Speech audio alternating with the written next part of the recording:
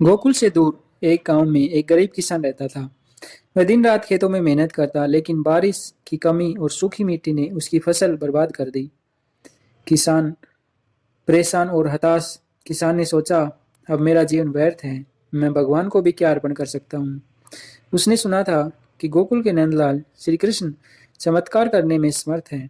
वह उनके दर्शन करने गोकुल पहुंचा। उस समय श्री कृष्ण गोपियों और ग्वालों के साथ खेल रहे थे। किसान ने बड़ी नम्रता से कहा, हे कृष्ण, मेरी फसल बर्बाद हो चुकी है, मैं क्या करूं?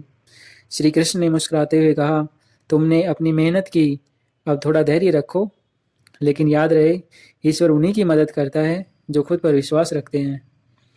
किसान ने सोचा कि श्री कृष्ण शायद उसकी परीक्षा ले रहे हैं। कृष्ण ने एक छोटी सी पोटली दी और कहा, इसे अपने खेत में दबा दो और विश्वास रखो। किसान ने उनकी बात मानी। अगले ही दिन आसमान में काले बादल छा गए और जमकर बारिश हुई। उस भूमि हरी भरी हो गई।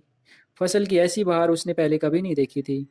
जब किसान ने उत्साहित होकर पोटली खोली तो उसमें सिर्फ मिट्टी के कुछ दाने थे। वह दौड़ता हुआ श्री कृष्ण के पास गया और पूछा, हे नंदलाल, यह तो साधारण मिट्टी थी, आपने मेरा जीवन कैसे बदला? श्री कृष्ण ने मुस्कुराते हुए कहा, यह मिट्टी नहीं, तुम्हारे विश्वास और मेहनत का प्रतीक है।